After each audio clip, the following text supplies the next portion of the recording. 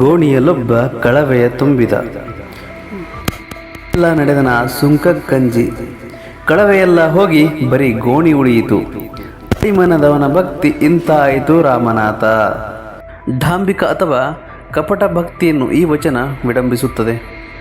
ಸಾಮಾನ್ಯವಾಗಿ ಹಿಂದೆ ರಸ್ತೆಯಲ್ಲಿ ಏನನ್ನಾದರೂ ಸಾಗಿಸಬೇಕಾದರೆ ಅದಕ್ಕೆ ಸುಂಕ ಕೊಡಬೇಕಾಗುತ್ತಿತ್ತು. ಆದರೆ ಜಿಪುಣನೊಬ್ಬ ಸುಂಕ ನೀಡುವುದನ್ನು ತಪ್ಪಿಸಲು ರಾತ್ರಿ ವೇಳೆಯಲ್ಲಿ ಪ್ರಯಾಣ ಮಾಡಲು ನಿರ್ಧರಿಸಿದನು. ರಾತ್ರಿ ಆದ್ದರಿಂದ ಗೊತ್ತಾಗದೆ ಹರಿದ ಗೋಣಿ ಚೀಲಕ್ಕೆ ಭತ್ತವನ್ನು ತುಂಬಿ ರಾತ್ರಿ ಪೂರ ನಡೆದು ಬಂದ. ದುರಂತವೇನೆಂದರೆ ಚೀಲ ಹರಿದು ಹೋಗಿದ್ದರಿಂದ ರಸ್ತೆ ಉದ್ದಕ್ಕೂ ಭತ್ತ ಸುರಿದು ಮನೆಗೆ ಬರುವ ವೇಳೆಗೆ ಖಾಲಿ ಗೋಣಿ ಚೀಲ ಮಾತ್ರ ಉಳಿದಿತ್ತು. ಅವನು ನ್ಯಾಯವಾಗಿ ಹಗಲಿನಲ್ಲೇ ಬಂದಿದ್ದರೆ ಕೇವಲ 1-2 ಸೇರು ಭತ್ತ ಸುಂಕವಾಗಿ ಕೊಡುತ್ತಿದ್ದ. ಈಗ ಇದನ್ನು ಉಳಿಸಲು ಹೋಗಿ ಇಡೀ ಮೂಟೆಯನ್ನೇ ಕಳೆದುಕೊಂಡ. ಇದನ್ನು ಉದಾಹರಿಸುತ್ತಾ ದುರ್ಬಲ ಅಥವಾ ಕೆಟ್ಟ ಮನಸ್ಸಿನ ಭಕ್ತಿ ಹೀಗಾಗುತ್ತದೆ ಎನ್ನುತ್ತಾರೆ ದೇವರ ದಾಸಿಮಯ್ಯನವರು. ಅಂದರೆ ಕಪಟತನದಿಂದ ಮಾಡಿದ ಭಕ್ತಿಯಿಂದ ಏನೂ ಪ್ರಯೋಜನವಾಗುವುದಿಲ್ಲ ಎಂಬುದು ಇಲ್ಲಿಯ ಅರ್ಥ. ಬರುಸೊಟೆಂಗನ ಭಕ್ತಿ ದಿಟವೆಂದು ನಚ್ಚಲು ಬೇಡ, ಮಠದೊಳಗನ ಬೆಕ್ಕು ಇಲಿಯ ಕಂಡು ಪುಟನೆಗೆದಂತಾಯಿತು ಕಾಣ ರಾಮನಾಥ. ಇದು ಕೂಡ ಕಪಟ ಡಾಂಬಿಕ ಭಕ್ತಿಯನ್ನೇ ವಿಡಂಬಿಸುತ್ತದೆ.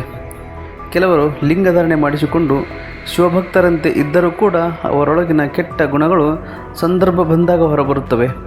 ಮಠದಲ್ಲಿರುವ ಬೆಕ್ಕು ಇಲಿಯ ಕಂಡು ಕೊಂದು ತಿನ್ನಲು ನೆಗೆದು ಹೋಗುವುದಿಲ್ಲವೇ? ಹಾಗೆ ಈ ಕಪಟಿಗಳು ಮಠಗಳ ಸಸ್ಯಾಹಾರಕ್ಕೆ ಅಲ್ಲಿನ ಬೆಕ್ಕುಗಳು ಒಗ್ಗಿ ಹೋಗಿದ್ದರೂ ಇಲಿಗಳನ್ನು ತಿನ್ನುವ ತಮ್ಮ ಮೂಲಭೂತ ಗುಣವನ್ನು ಬಿಡುವುದಿಲ್ಲ. ಹಾಗೆ ಕಪಟ ಮನುಷ್ಯರು ಎಂತಹ ಭಕ್ತಿ ಪ್ರದರ್ಶಿಸಿದರೂ ಒಳಗೆ ಕೆಟ್ಟ ಬುದ್ಧಿಯನ್ನು ಬಿಡುವುದಿಲ್ಲ.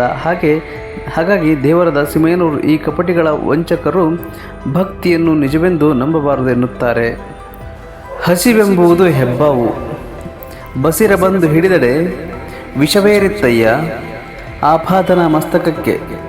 ಹಸಿವಿಘ್ನವನಿಕ್ಕಿ ವಿಷವ ನೀಡುವಬಲ್ಲಡೆ, ವಸುದೆಯೊಳಗಾತನೇ ಗಾರುಡಿಗ ಕಾಣ ರಾಮನಾಥ. ದಾಸೋಹದ ಮಹತ್ವವನ್ನು ಈ ವಚನ ಹೇಳುತ್ತದೆ. ಶರಣರು ದಾಸೋಹ ಅನ್ನದಾನ ಎಲ್ಲ ಭಕ್ತಿಗಿಂತ ಶ್ರೇಷ್ಠವೆಂದು ನಂಬಿದ್ದವರು. ಕೇವಲ ಶಿವಪೂಜೆ ಮಾಡುವುದಕ್ಕಿಂತ ದಾಸೋಹ ಶ್ರೇಷ್ಠ ಕಾರ್ಯವೆಂದು ಅವರು ಪ್ರತಿಪಾದಿಸುತ್ತಾರೆ. ಹಸಿವು ಇಲ್ಲಿ ಹೆಬ್ಬಾವಿಗೆ ಹೋಲಿಸಿದ್ದಾರೆ. ಅದು ನಮ್ಮ ಬಸಿರನ್ನು ಅಂದರೆ ಹೊಟ್ಟೆಯನ್ನು ಬಂದು ಹಿಡಿದರೆ ಕಾಲಿನಿಂದ ತಲೆಯವರೆಗೂ ಅದರ ವಿಷವಿರುತ್ತದೆ. ಅಂದರೆ ತೀವ್ರ ಹಸಿವಾದಾಗ ನಮ್ಮ ದೇಹ ನಿಶಕ್ತಿಯಿಂದ ಕಂಪಿಸುತ್ತದೆ, ನಡುಗುತ್ತದೆ. ಇಂತಹ ಸಂದರ್ಭದಲ್ಲಿ ಹಸಿದವನಿಗೆ ಅನ್ನವಿಕ್ಕಿ ಅವನ ಹಸಿವೆಂಬ ವಿಷಯವನ್ನು ಹೋಗಲಾಡಿಸಿದರೆ ಭೂಮಿಯಲ್ಲಿ ಅವನೇ ದೊಡ್ಡ ಗಾರುಡಿಗ ಎಂಬುದು ದೇವರ ದಾಸಿಮಯ್ಯನವರ ಅಭಿಪ್ರಾಯ. ಅನ್ನದಾನ ದಾಸೋಹ ಮಾಡುವವನೇ ಈ ಭೂಮಿಯ ಮೇಲೆ ನಿಜವಾದ ರಕ್ಷಕ ಎಂಬ ಅಭಿಪ್ರಾಯ ಇಲ್ಲಿದೆ. ಶರಣರ ದಾಸೋಹ ಪರಿಕಲ್ಪನೆಯ ಮೂಲಕ ಭಕ್ತಿಗೆ ಹೊಸ ಆಯಾಮವನ್ನು ನೀಡಿದ್ದಾರೆ. ಒಡಲುಗೊಂಡವ ಹಸಿವು, ಒಡಲುಗೊಂಡವ ಹುಸಿವ, ಒಡಲುಗೊಂಡವನೆಂದು ನೀನೆನ್ನ ಜಡಿಯದೊಮ್ಮೆ ನುಡಿಯದಿರ, ನೀನೆನ್ನಂತೊಮ್ಮೆ ಒಡಲುಗೊಂಡು ನೋಡ ರಾಮನಾಥ. ಸಾಧಕರಿಗೆ ತಮ್ಮ ದೇಹವೇ ಒಂದು ದೊಡ್ಡ ಸವಾಲು. ಅದನ್ನು ಗೆಲ್ಲುವುದು, ನಿಯಂತ್ರಿಸುವುದು ಎಷ್ಟು ಸುಲಭವಲ್ಲ. ಎಷ್ಟೋ ಜನರು ಸಾಧಕರು ಈ ವಿಚಾರದಲ್ಲಿ ಯಶಸ್ವಿಯಾಗದೆ ನೊಂದಿರುವುದು ಕಾಣಬಹುದು. ಯಾರಿಗೆ ಒಡಲು ಶರೀರ ಇದೆಯೋ ಅವರು ಸಾಮಾನ್ಯವಾಗಿ ಹಸಿಯುತ್ತಾರೆ. ಇಲ್ಲಿ ಹಸಿವು ಎನ್ನುವುದು ಅನ್ನದ ಹಸಿವು ಅಥವಾ ಕಾಮದ ಹಸಿವು ಅಥವಾ ರಾಜ್ಯ, ಕೀರ್ತಿ, ಭೋಗದ ಮುಂತಾದ ಹಸಿವು ಆಗಿರಬಹುದು. ಶರೀರವಿದ್ದ ಮೇಲೆ ಈ ಹಸಿವು ಸಹಜ. ಅಂತೆಯೇ ಹಸಿವನ್ನು ನೀಗಿಸಿಕೊಳ್ಳಲು ಶರೀರವಿರುವ ಜನರು ಕೂಡ ನಾನಾ ಥರದ ಕಪಟ, ವಂಚನೆ, ಮೋಸಗಳನ್ನು ಮಾಡಬೇಕಾಗುತ್ತದೆ. ಹಾಗಾಗಿ ಈ ಜೀವನವೇ ಇಂಥ ಹಸಿವು ಮತ್ತು ಅದರಿಂದ ಹುಟ್ಟಿದ ಹುಸಿಗಳ ನಿರಂತರ ಸಂಘರ್ಷದ ಕೂಪ.